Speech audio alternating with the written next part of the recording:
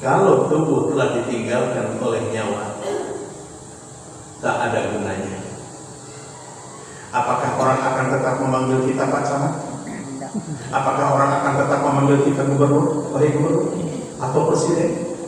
Ada, tapi panggilannya siapa? Hah? Mayat apa jenazah? Sama ya.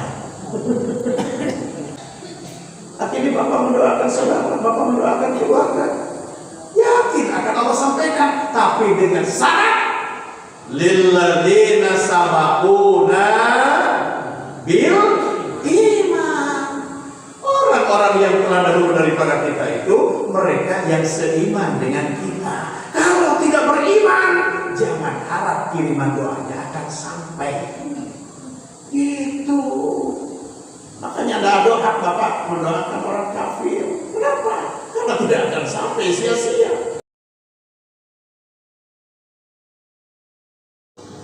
Marhaban ya syahrul siyam, marhaban ya syahrul kiram, marhaban ya syahrul siyam, marhaban ya syahrul qiyam. Siangnya, malamnya, puasanya, tarawihnya memberikan jaminan diampuni dosa kita oleh Allah. Maka kenapa Nabi berdoa balighna di Ramadan? Beda dengan bulan-bulan yang lain. Maka Bapak Ibu, di antara undangan yang sudah saya terima menjelang nisfu Sya'ban, ada yang sudah nisfu Sya'ban untuk melaksanakan maghrib sampai isya tausiyah, isya berjamaah, lanjut sholat tasbih, kemudian muhasabah. Apa katanya? Menyambut bulan suci Ramadan. Diundang penduduk, dihadirkan jamaah, selesai kegiatan itu bermusafahat untuk saling memaafkan. Karena puasa seseorang belum akan diterima Allah sebelum kita saling bermaaf-maafan. Nah, untuk itu malam ini saya akan menyampaikan di antara ayat-ayat Allah yang menjelaskan tentang kematian untuk introspeksi diri kita. Tapi pertanyaan saya, Bapak Ibu sudah yakin bahwa kita bakal mati? Udah yakin? Udah yakin kita bakal mati? Udah siap? Wah, ini masalahnya Pak. Kok belum ya? Belum siap? Kok Ibu Pak? Siap. Siap ke siap? Makanya kenapa kematian itu dirahasiakan? Kenapa Allah tidak memutus malaikat Israel datangi yang masih pulang, temui yang masih pulang, sampaikan sama dia 3 hari lagi hidup di dunia. Kenapa nggak dikasih tahu dulu? Kenapa dirahasiakan? Pada intinya Allah merahasiakan kematian manusia supaya manusia selalu mempersiapkan diri untuk kematian, menghadapi kehidupan di akhir. Ya. Coba kita ambil ayat yang pertama, firman Allah dalam surah Al-Anbiya.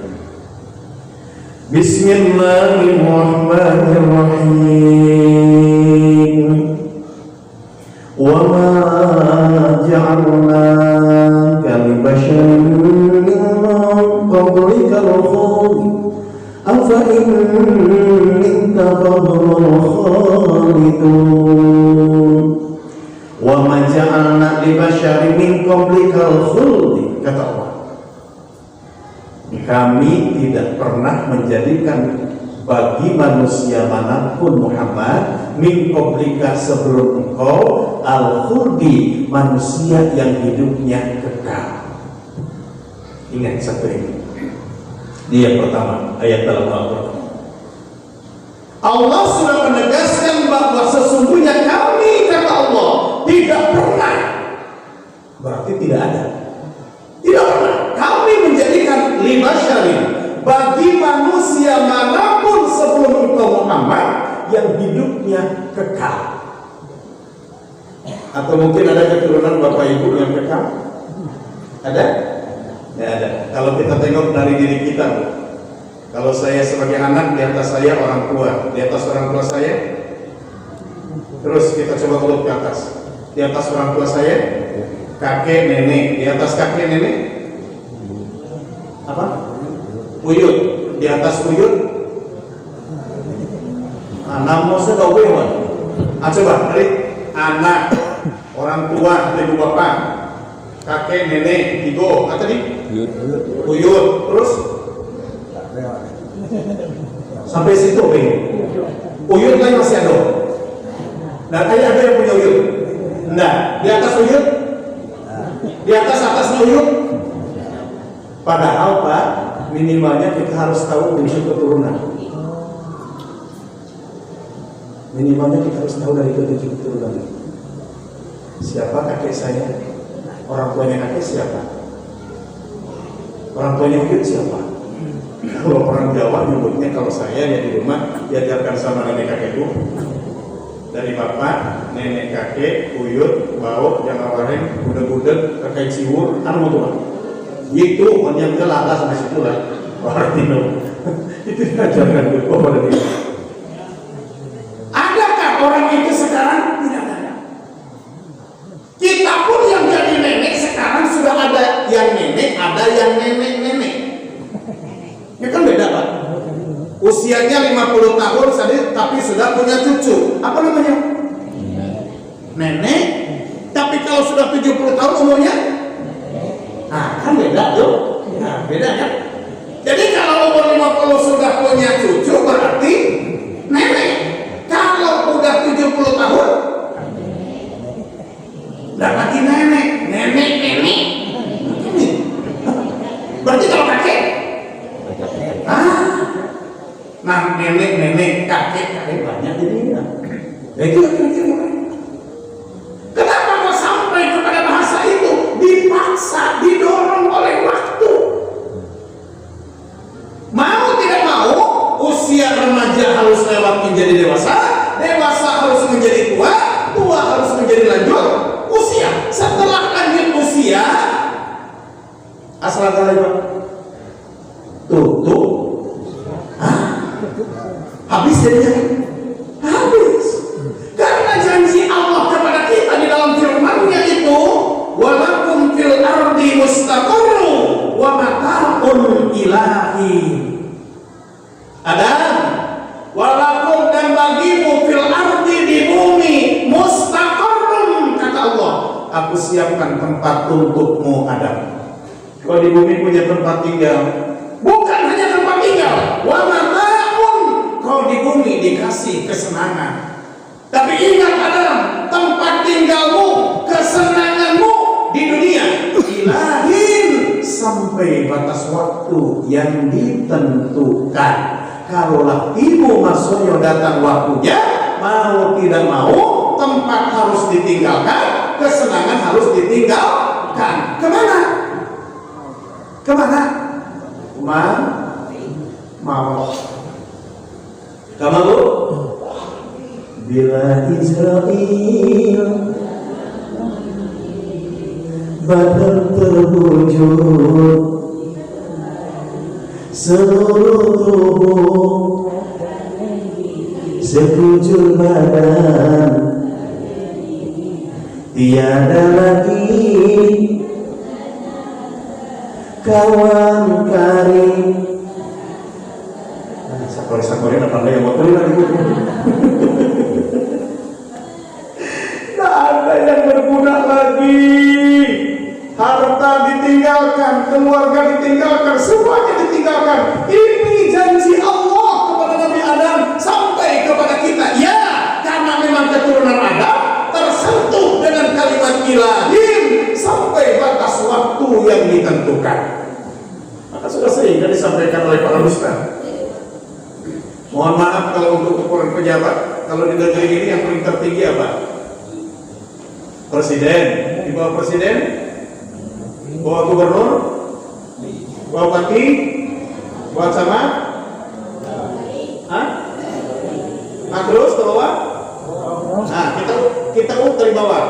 Pak Jarod mati, Pak Camat, Bupati, Gubernur, Presiden. Ada yang tinggal.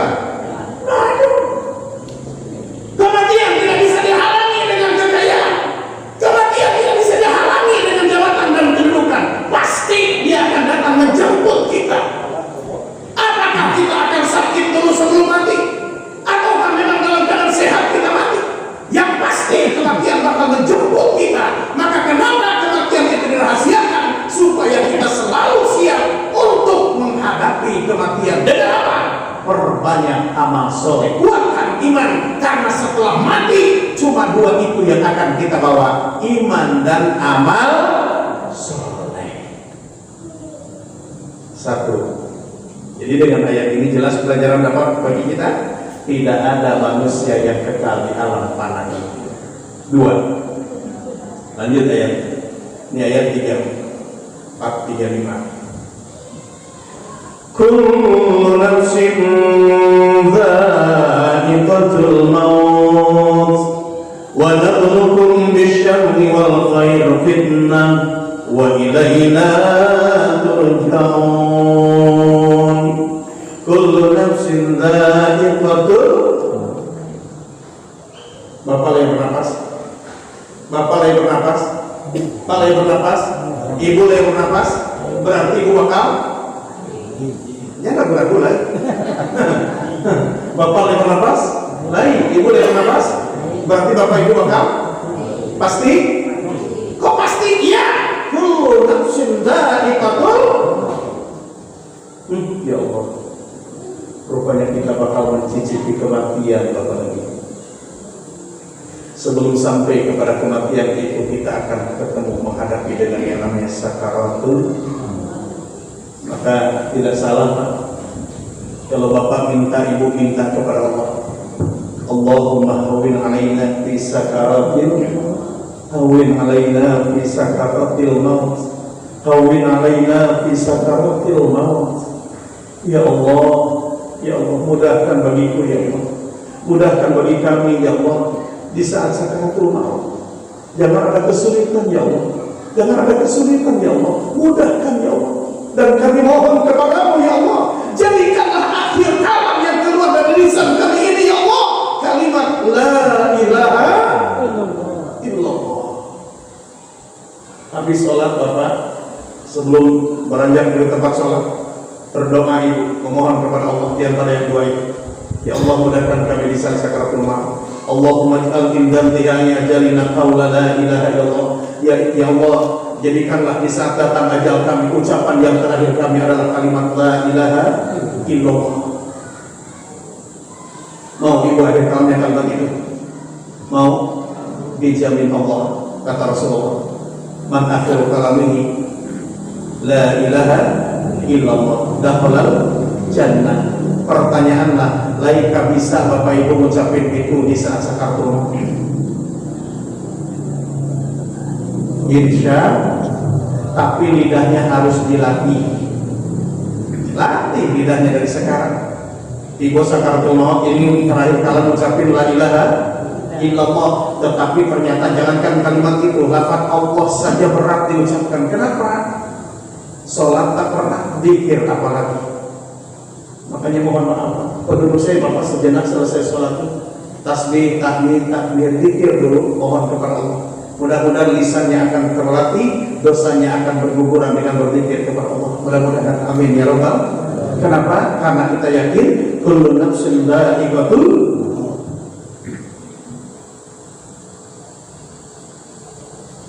Jelas tuh? Jelas?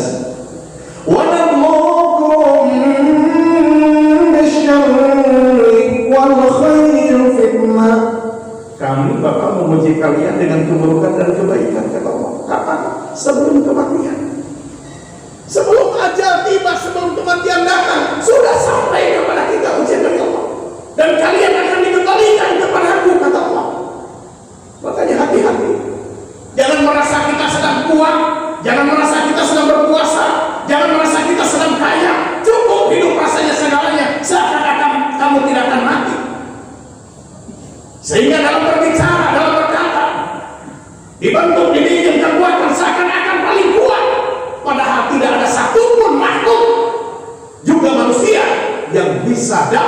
menghalangi kematian. Kalau sudah mati, apa jadinya, Bu? Badan pun tak berharga, sesaat ditinggal nyawa. Anak istri tercinta tak sudi lagi bersama. Secepatnya jasad dipendam, secepatnya jasad dipendam, karena tak lagi dibutuhkan. Diri yang semula dipuja, kini bangkai tak berharga. Dari kamar yang indah, kasur empuk tilam putih, kini harus berpindah terkubur dalam perut bumi. Renungkan, tafakuri. Kalau tubuh telah ditinggalkan oleh nyawa, tak ada gunanya. Apakah orang akan tetap memanggil kita Pak Camat? Apakah orang akan tetap memanggil kita gubernur, wahai gubernur, atau presiden? Ada, tapi panggilannya siapa? Hah? Mayat apa jenazah? Sama ya.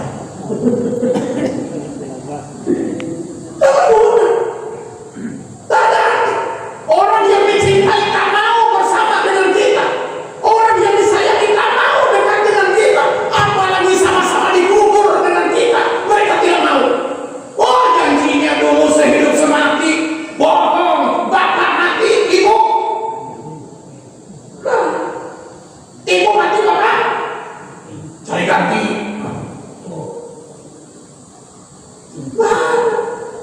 Makanya kepada itu, kalau ditengok sebuah hadis Rasulullah dari Sa'id Al-Khudri, apa kata Rasulullah? Apabila jenazah ini sudah dipindahkan ke atas keranda, dia akan teriak-teriak. Teriak-teriak jenazah itu. Teriakannya didengar oleh seluruh makhluk kecuali jin dan manusia. Kenapa tidak diperdengarkan teriakannya, jeritannya itu kepada jin dan manusia? Kata Rasulullah, sebab kalau manusia mendengar jeritan jenazah, maka dia akan jatuh pingsan. Selain jin dan manusia mendengar teriakan, apa di antara teriakannya? Kalau dia jenazah orangnya yang soleh, orangnya yang solihah, maka teriakan dia ketika dipindahkan tubuhnya ke dalam keranda, apa katanya? Bersegeralah, bersegeralah, capeklah, capek, kubur Rambo, capek, kubur. Itu makanya kalau ada orang meninggal, anak jauh di sana, ayahnya meninggal sudah duhur, padahal kalau digali kuburan sampai dikubur pisah, akhirnya besok pagi anaknya jauh di Jakarta. Coba ibu, waktu tunggu anaknya dulu. Padahal selama itu nak ubin kampanye, ibu mati dikubur. Cepat kubur. Karena kalau dia orang yang sembahyang, dia orang yang beriman dan beramal soleh, ingin secepatnya dikubur. Bersegeralah, bersegeralah, bersegeralah. Jangan lama-lama. Tapi kalau ini manusia, jenazahnya orang yang durhaka, dia tidak beriman, dia tidak punya amal soleh, ketika dipindahkan ke atas keranda, apa teriakannya? Woi, saya mau dibawa kemana? Kenapa kalian bawa jasad saya? Mau dibawa kemana? Wailah, celaka, aku celaka, celaka. Teriak-teriak dia celaka, celaka. Kenapa? Karena dia tidak punya bekal. Ibu mau teriakan yang mana? Yang pertama atau yang kedua? Hah? Yang pertama, apa tadi teriakan pertama? Capek lah itu. Nah, ya rajin ya Mas Haji, teman bernama soleh, jangan kunci. Ibu sholat lagi ngaji lagi menggunjing lalu tinggal. Sembahyang lagi baca Quran lagi tapi hati busuk dia kau berangnya. Itu teriaknya nggak mau dikali dan nangka dulunya. Dia kemana di bawah bawah? Tapi kalau dia orangnya soleh, ingin segera dikubur. Tapi kalau dia orangnya yang salah, dipindahkan ke atas kerana. Makanya Bapak dan Ibu, ya, beruntunglah kamu wahai anak Adam. Di saat dibungkus dengan kain kafan, beruntunglah kamu wahai anak Adam. Tubuhmu dibersihkan, dibungkus dengan kain yang bersih, dan kamu membawa iman dan takwa, bekal yang cukup, kau akan bahagia. Ya Allah, kalau tekanan cik kau pada ibu, ya sudah kau elok awak ke orang lain. Tapi kalau sedang sakit, aku tidak mau mati. Iya bu, akan iya. Makanya jangan sampai sakit hati. Ini yang kedua. Kullu nafsin dha'iqatul maut. Yang ketiga, huwallazi khalaqal mauta wal hayata liyabluwakum ayyukum ahsanu amala. Apa ya? Dia adalah Allah yang telah menjadikan kematian dan kehidupan, liyabluwakum, untuk mengujimu, ayyukum ahsanu amala, siapa di antara kamu yang paling baik amal perbuatannya. Berarti dua hal ini ujian dari Allah. Hidup ujian, kematian ujian. Ujungnya siapa di antara kita yang paling baik amal perbuatannya. Lihat, ada nggak yang dikatakan siapa yang paling banyak amelnya, siapa yang paling banyak pikirnya, siapa yang paling tinggi kekuasaan jabatannya? Aduh,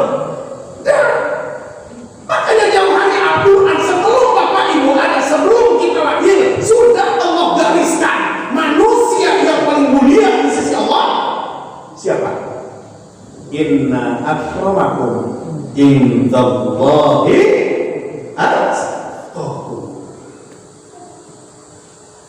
Orang kaya takwa, dia paling mulia. Orang miskin takwa, dia paling mulia. Pejabat takwa, dia paling mulia. Rakyat takwa, dia paling mulia. Orang miskin tidak takwa, celaka. Orang kaya tidak takwa, celaka. Rakyat tidak takwa, celaka. Pejabat tidak takwa, celaka. Karena bukan jaminan, itu cuma kepemilikan sementara. Kan tadi sudah dikatakan. Apa dalam saya tadi yang saya baca? Hah? Apa tadi dalam saya yang saya baca? Coba. Apa tadi dalam saya yang saya baca?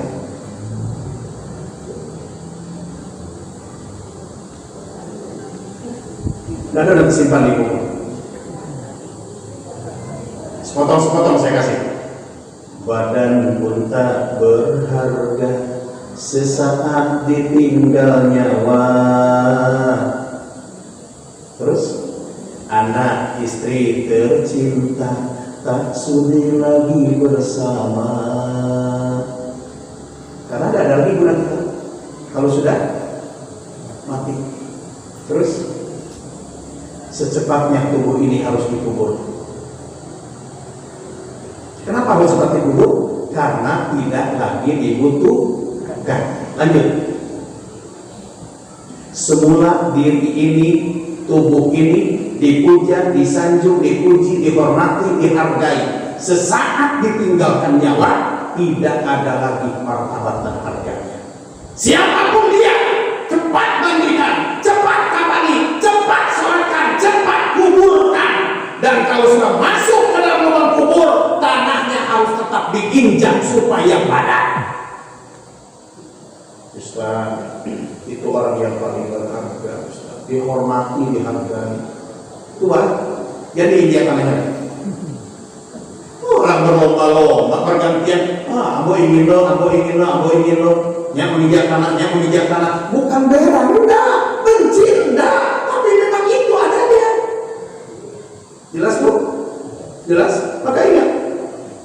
Sekalipun Allah katakan di dalam firman-Nya, laqad khalaqnal insana fi ahsani taqwim. Terus,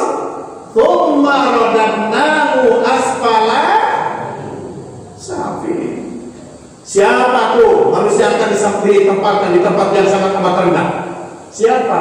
Ya manusia yang tidak beriman, tidak beramal soleh. Karena manusia yang beriman dan beramal soleh, kata Allah, illal ladzina amanu wa amilus shalihat falahum ajrun ghairu mamnun. Yakin itu? Yakin? Kecuali orang-orang beriman dan beramal soleh, Allah siapkan untuk mereka apa itu? Pahala yang tidak akan pernah ada putusnya. Sekalipun jasadnya telah terkubur, orangnya sudah tidak ada. Ketika di dunia dia orang yang punya, hartanya masih tinggal di rumah Allah, kan tetap mengalir pahalanya. Banyak ilmu yang diberikannya, dia telah terkubur, orangnya telah mati, tapi ilmu kebaikannya masih diamalkan di dunia, dia akan tetap mengalir menerima pahala.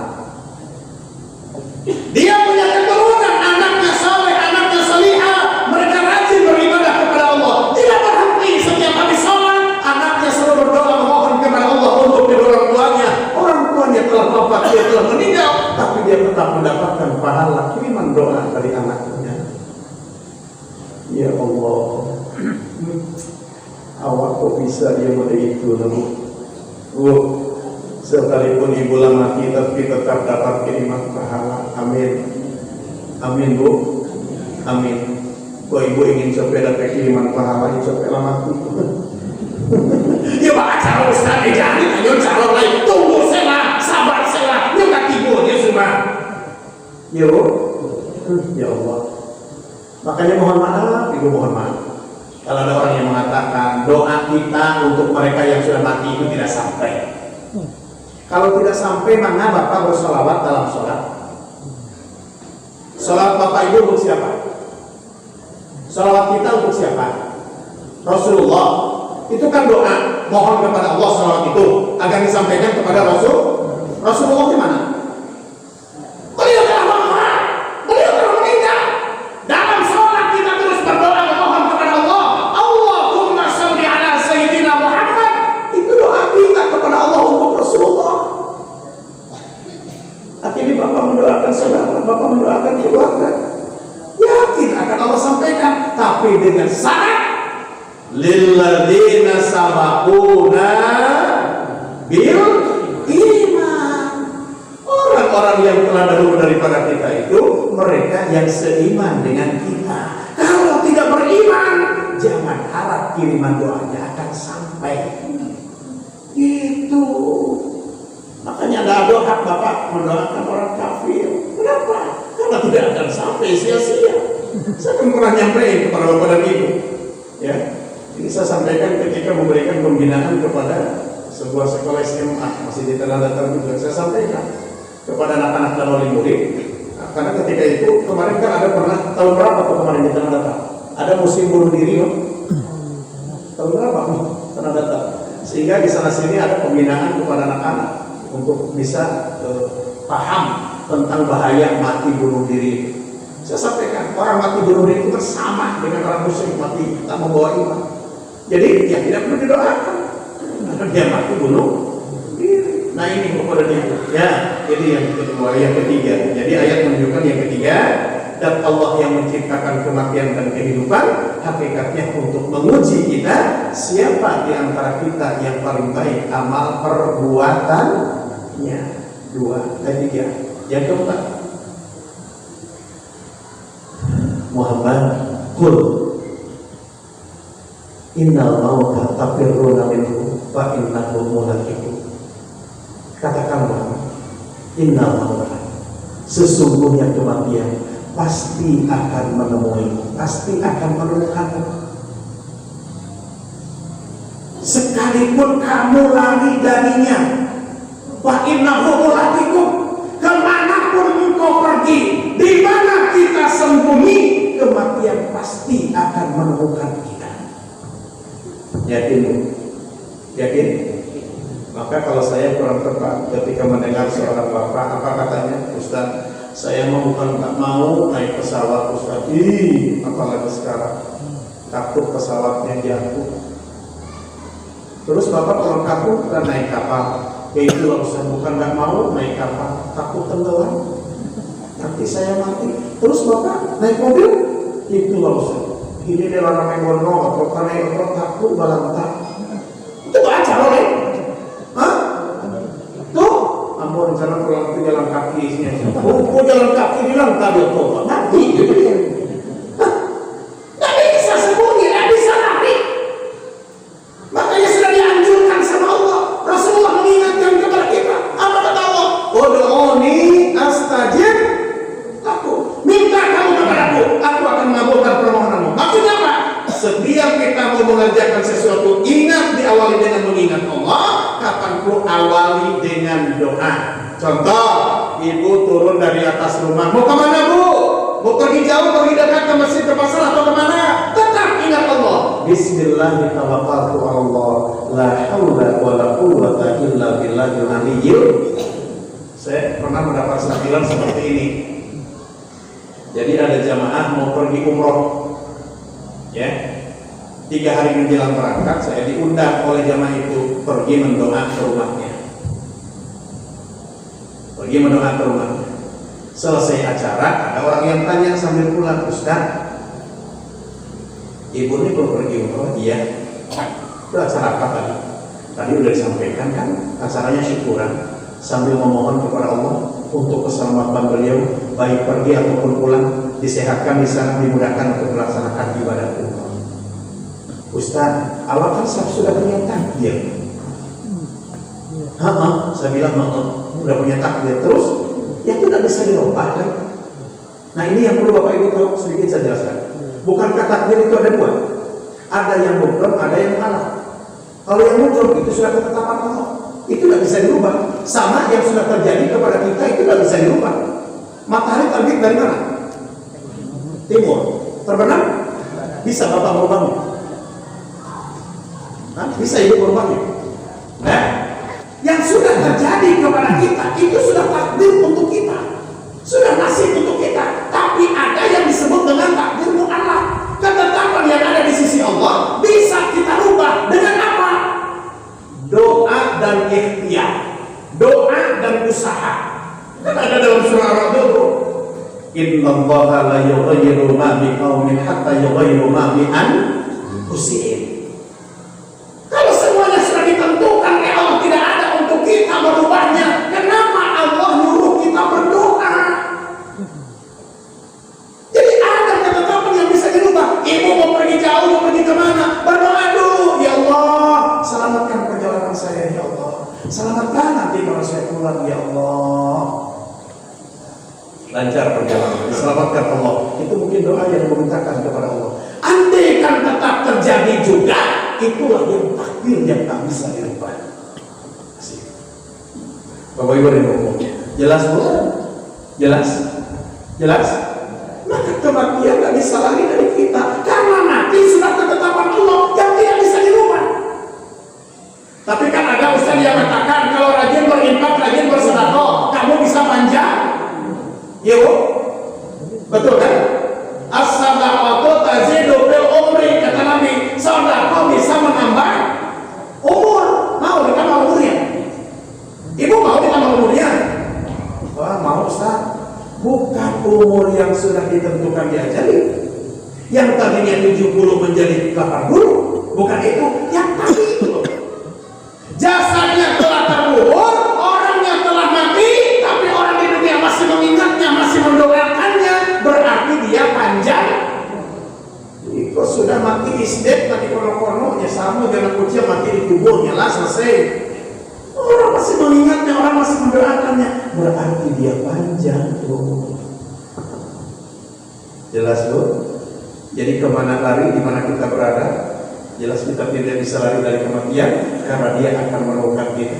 Ya, dalam ayat lain, bahasanya apa? Dimanapun kamu berada, kematian pasti akan menemuimu, walaupun kamu ada di dalam peti besi. Akhirnya, fasubhanalladzi biyadihi malakutu kulli syai'in wa ilaihi turja'un. Dari yang saya sampaikan tadi kepada Bapak dan Ibu, Maha Suci dan Allah, hakikatnya semua kita ada dalam genggaman Allah. Langit dan bumi, isi langit dan bumi semua ada dalam kekuasaan Allah dan semua akan kembali kepada Allah. Pertanyaan kita, kalau kita kembali menghadap Allah, siapa yang akan setia kepada kita? Bu, Pak, apa yang akan setia bersama kita? Nah, tiga nih, ingat. Yang tiga itu dibagi dua. Tiga hal ini akan menyertai kita sampai ke pintu kubur. Ahlihi, wa malihi, wa amalihi. Keluarga, harta, sampai ke pintu kubur. Wa amalihi, ikut masuk ke dalam kubur bersama dengan kita. Berarti hakikat yang setia dengan kita hanyalah amal. Maka kalau kita yakin bahwa amal akan selalu bersama kita, sekalipun kita telah mati, perbanyaklah amal yang disebut dengan amal soleh. Bagaimana caranya? Perbaiki terus hubungan kita dengan Allah, melaksanakan perintahnya. Perbaiki hubungan dengan sesama manusia. Jaga selalulah bersilaturahmi. Terutama ketika akan masuk bulan Ramadan, Rajab datang, Sa'ban tiba, menjelang Ramadan kita sudah fakhu wasfahu. Fakhu apa? Fakhu apa? Saling memaafkan. Kalau wasfahu? Ya beda Pak. Kalau fakhu itu dari siko. Ibu ucapkan untuk minta maaf, Bapak ucapkan untuk memberi maaf. Fakhu, saling memaafkan. Kapan perlu, buktikan dengan jabatan tangan. Tapi intinya wasfahu. Apa itu wasfahu? Setelah bermaafan, hati kita, dada kita lapang, tidak lagi sempit. Ini kok sudah bermaafan dan hati sempit yuk.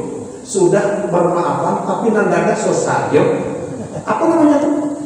Tidak ada artinya. Kenapa dalam Al-Quran disebut fakhu wasfahu? Kapan Allah mengatakan itu dalam firman-Nya? Di saat mereka orang-orang Yahudi dan Nasrani iri dan dengki kepada Rasulullah, marah dan tidak senang kepada Rasulullah, kata Allah, fakhu wasfahu. Muhammad, maafkanlah olehmu, lapangkanlah dada.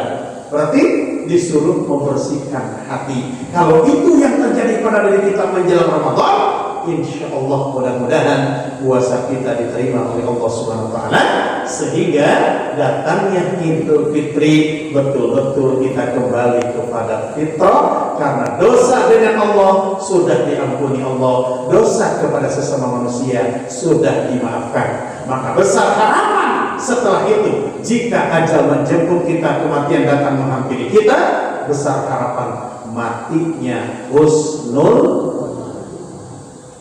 Mudah-mudahan, amin ya robbal. Bapak Ibu rahimakumullah yang saya hormati dan Allah muliakan, waktu isya nampaknya sudah masuk Pak ya. Itu mungkin barangkali yang dapat sampaikan renungan untuk malam hari ini. Mudah-mudahan ada manfaatnya untuk kita semua, mengingatkan kita kembali bahwa bagaimanapun kita di sini tidak akan lama, berlombalah, berpaculah untuk berbuat kebaikan atau fastabiqul khairat. Jangan mau bapak ketinggalan sama ibu, ibu jangan mau ketinggalan sama bapak. Yang muda jangan mau kalah sama yang tua jangan ketinggalan sama yang muda. Terus berlomba untuk berbuat kebaikan. Mudah-mudahan di saat ajal datang kematian tiba, kita semua sedang berbuat kebaikan sehingga kematian husnul khatimah. Amin ya rabbal.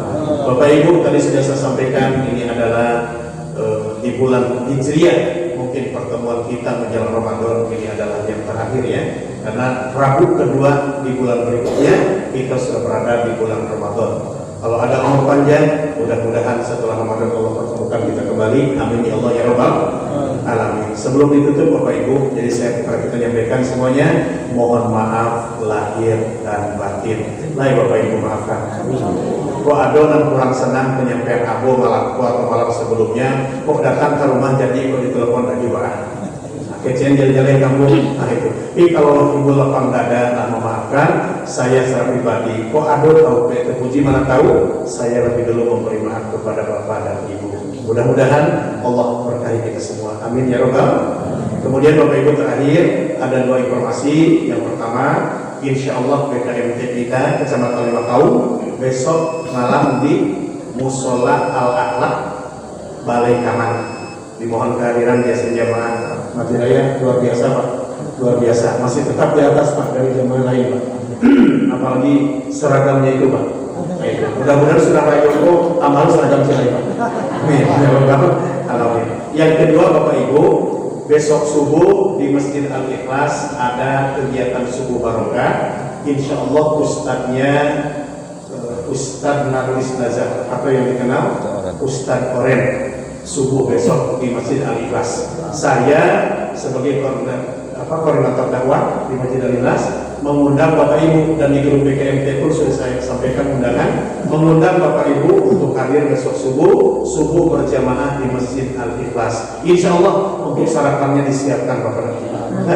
Insya Allah. Mudah-mudahan Bapak Ibu dapat hadir besok subuh dari jamaah Masjid Raya Matawi. Amin ya Rabbal.